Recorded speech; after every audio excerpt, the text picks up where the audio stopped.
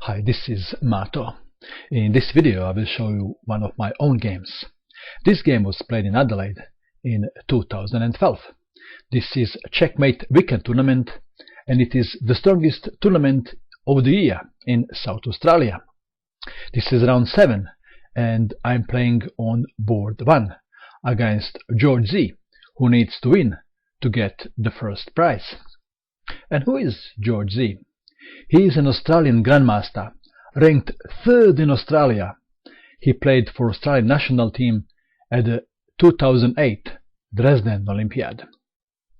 George Z had white pieces and he started with d4. Played d5, c4, c6, knight to c3, and we have Slav defense. e4, Gela Gambit. b5, defending pawn. a4, as you can see, this is very sharp variation. b4, attacking knight, knight to a2, knight to f6, attacking pawn on e4, e5, knight to d5. George captured on c4 and material is equal now. e6, knight to f3, knight to d7. George castled kingside, bishop to e7, bishop to d2, attacking pawn on b4, a5, queen to e2, connecting rooks, knight from 7 to b6, attacking bishop, b3, and the best move is to capture the bishop. Instead I played c5, second best move. And George decided to play bishop to d3, which is a good move. So bishop is no longer a target, and this is part of the new plan. You'll see what's the plan. C takes on d4, knight takes on d4, and in this position I had bishop to c5, bishop to b7, and castling. My choice was castling, and this is third best move because of knight to c6, queen to d7, and now queen to e4, threat is checkmate. On h7 I was choosing between g6 and f5. I thought if I play g6 I create weaknesses on dark squares around my king. My bishop should be on g7, but it is on e7, so I didn't like that. Bishop may be coming to h6. Instead I played f5 and I knew I would have weakness. Weak pawn on e6. This is en passant. Knight takes, attacking queen. Bishop is chopped by knight. This is check. Queen takes knight. Queen to e2. And the dust has settled a little bit. And let's have a good look at this position. White has the bishop pair. I have a weakness. Pawn on e6 is weak. On the other hand, his knight is somewhat out of play. But perhaps white is slightly better if I don't solve the problem. For example, bishop should be protecting pawn on e6, but on d7 it looks passive. So I decided to play bishop to b7 and then to d5, and my bishop would be active. And I have just enough time to do this on time. And bishop to d5, defending pawn. Attacking pawn on b3. Knight to c1, defending pawn. Queen to b7, attacking pawn on g2. f4, queen is defending pawn. This pawn on f4 is preventing my pawn to go to e5 in the future. And here in this position I have to make a plan. And I decided that it would be a very good idea if I can bring my knight, which is now on b6, to e4. And this is the first step. Knight to c8, bishop to e3, knight to d6, but now knight is pinned. I was thinking rook to d8, not bad, unpinning, but queen to c6 is more forceful. Defending knight and attacking bishop. White captured on d6, and now white has no advantage of bishop pair advantage. It is about equal.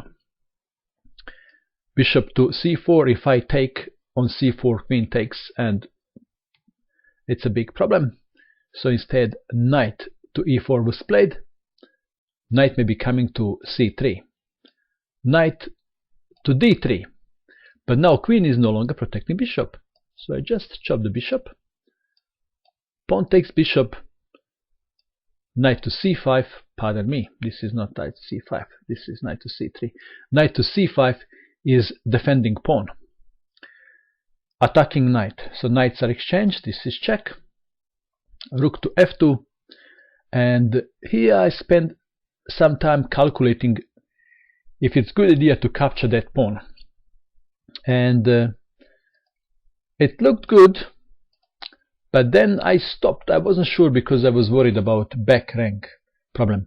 Only after the game I continued the analysis and I saw that this is very good for me. For example, queen takes queen, rook takes on e3, rook to c4, and now this is very good position for me. However, I couldn't go that deep. My option was a safer one. Rook from a to e8, defending pawn. g3. Now I have a weakness, pawn on e6, but white has a weakness too. Both pawns are weak. Queen to c6 is attacking pawn on a4. Queen to e5. If I take pawn on a4, queen is coming to d6.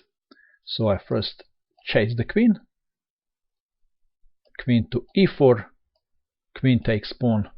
And now I was very happy with my position. I looked at my opponent's face and he wasn't happy. I have two passed pawns. Rook to d2. b3.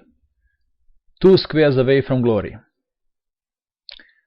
Rook to d6. And now I was thinking about rook to b4. Sorry, queen to b4. And this is possible continuation. And he can't take my rook because I take his rook.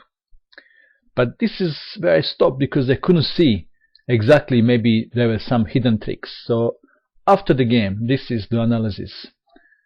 If queen goes to, for example, c8 with check, I can defend with rook, and he can't go to e8 with rook because I have check winning rook. But it's hard to see all that, so I played safer move. Rook to b6, queen to a3, threat is queen to c5, also pawn is going to be pushed to a4. Queen to c6 is defending c5 and attacking my rook. Rook from e to f8.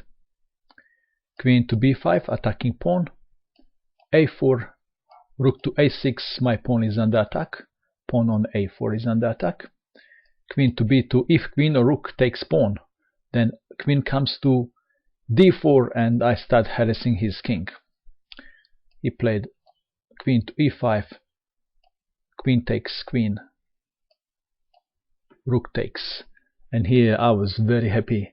I thought this is winning for me now. I have two passed pawns. Of course, one is under attack, but I already started celebrating. I had 3 minutes on the clock. My opponent had 20 minutes. And although this is, I think this is the most critical position of the game, I only spent a couple of seconds. I'm spending now time to talk about that because I didn't choose the best move in this position. How would you continue if you had black pieces? Would you play b2? This is what I played, and that's a mistake. I thought that rook is coming to e1, and then my rook would be coming to b8, and I would be winning. Let's go back. Instead of b2, rook to b8 is winning move. Then his rook must go to e1. Then after b2, rook to b1, rook to b4, and now perhaps c5, rook to f5 attacking pawn, rook to a5, rook to b3, that is pushing pawn to a3, so so white would be taking, rook takes on c5, and after king to g2, for example, rook to c1 is winning a rook. I would have two rooks against one. That should be winning. But after I played b2, my opponent didn't play rook to e1. He came to b5, and win has slipped away. Not only that white equalized, but because he has more time on the clock, he is winning.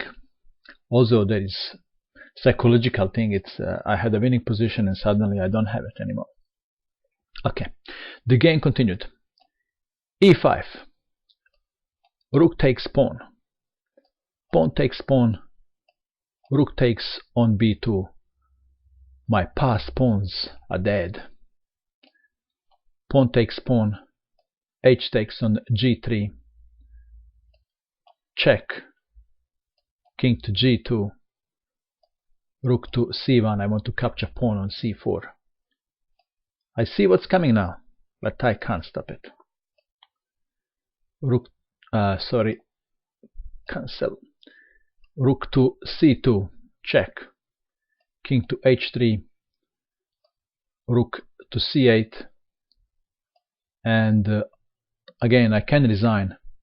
I had a minute on the clock left and I just kept going.